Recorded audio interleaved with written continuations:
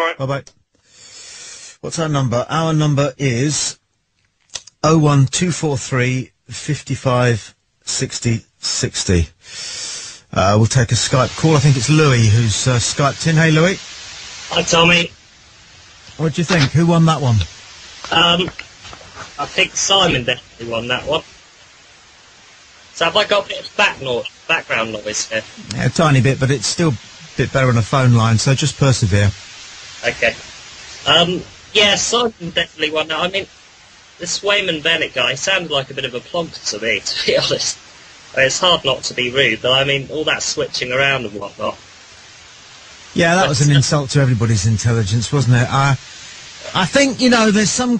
After he was spoken to and invited on, a couple of days before we went into the studio to do that, he will have said, I guess, to some of his fellow Unite Against Fascism members, there's a possibility that Simon Darby... Because I said to him, you'll be talking with Simon Darby. Do you know him? And he went, oh, yeah, I know Simon Darby. Yeah. He would have said, you know, there's a possibility that he might be there as well. And they said, well, don't forget, you can't talk to them. You're not allowed to have a conversation with them. If you do that... he's going to get a bit of a bollocking, I think, perhaps. If you have a conversation with him, then we won't talk to you for a couple of days, or we'll say, Yes. well, not very good. Yes. You know, We'll definitely get left out. that's in the next bollocks, gathering. isn't it? How on earth are we going to find out a bit more if we don't start by talking? Hopefully it starts and finishes with talking. But if it doesn't start with talking, it's going to end in something a lot worse. It's just, but the thing is, he said exactly the same thing as if he would if Simon wasn't there. He just spewed out the same stuff, the same rhetoric, Yeah. and didn't hardly respond to Simon's point. See, it seems to me, you've got an organisation, the BNP, and you've got another organisation which is set up specifically to attack the BNP, verbally. Right, and using literature. Right. So then the onus has to be on the UAF to explain with some clarity and detail exactly what it is in the BNP's policies, starting with the policies that they object to, and then moving on to the way in which those policies might, according to the UAF, be misinterpreted by some fringe associates of the BNP with malice aforethought. Now, that would have been an intelligent, constructive and valuable way to proceed. Exactly. I mean, what I would have liked to have heard some real points from the UAF. Yeah. Which could have got both myself, the listeners, and BNP members thinking and being critical and saying, hang on a minute, maybe I do have to think about this twice. But what came across was the claim that I think Simon and others usually make, which is if they do go on a conversation with these people, they'll win every time. And what they did, he did win. He did win the argument there, pretty much. And another issue I'd like to take up is, I think Simon mentioned himself being English, and about, I don't know, it's going off topic, but about the exclusivity of, if you're English, of that being permitted to be... It's an ethnic group, isn't it? It's a national group. Yeah. And there was a recent ban on the West Bromwich March, St George's Day West Bromwich March, and the Labour Council there has just said, no, you can't have the march anymore because it's too tribal, it arouses too many tribal instincts. And what I'm interested to know is whether the people like the UAF think that the English people, the Welsh, the British people, shouldn't be permitted to maintain this exclusive identity. Because when you have other groups in society, as you do the Irish, the Somalians, the Polish, we call them by that name and we recognise that they are cultural units and they have their own identity and we respect that. But I think, as the last caller said, the English people, the Welsh, Scottish, Irish, we're wanting our own identity too.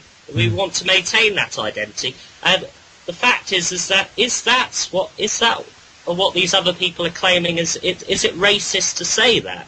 Because if it's racist to say that, then it's absurd that we can't maintain that identity and others can. And I think that might be Simon's point. It's not to do with skin colour. It's to do with maintaining an exclusive ethnic cultural identity, our right to maintain that identity.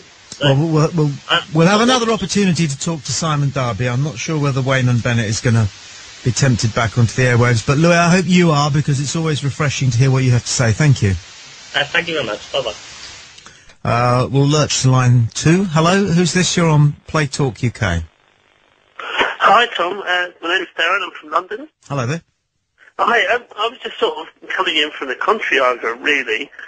I feel that although Simon seemed to be able to put his views over a lot more eloquent way, I just think that by saying things like, oh, British for British people, those sort of arguments that have been brought in, it doesn't really stand up for what Britain is about. I mean, if you think of someone like America, everybody is, say, Asian American or African American, but it's always applied with the American part of it as well. Mm-hmm.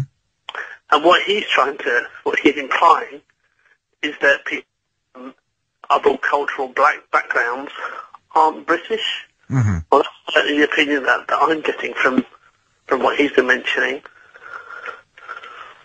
And I feel that... Okay, you make a good point, and I hadn't thought about it before. Let's just stay there for a second, and then we'll take the international news on Global News Talk. Sorry, what's your name again? Forgive me? My name is Darren, sorry. Darren. Okay, Darren.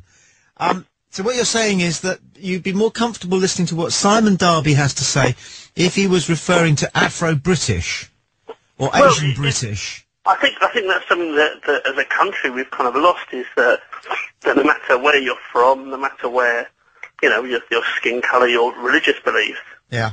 you live in this country, you've grown up in this country, or you've come to this country recently, but you still have a benefit. And I just feel that his views are very sort of negative. And it's, if you're not white, British, or of Christian background, then you're not of benefit. And that just feels to me something that's very to be very scared of and to be very fearful of. And so I can understand why the UAF are unkeen to speak to him, because it's in a way by stepping into the forum with him, he's not he's acknowledging that they have a legitimate political view, and quite frankly they don't.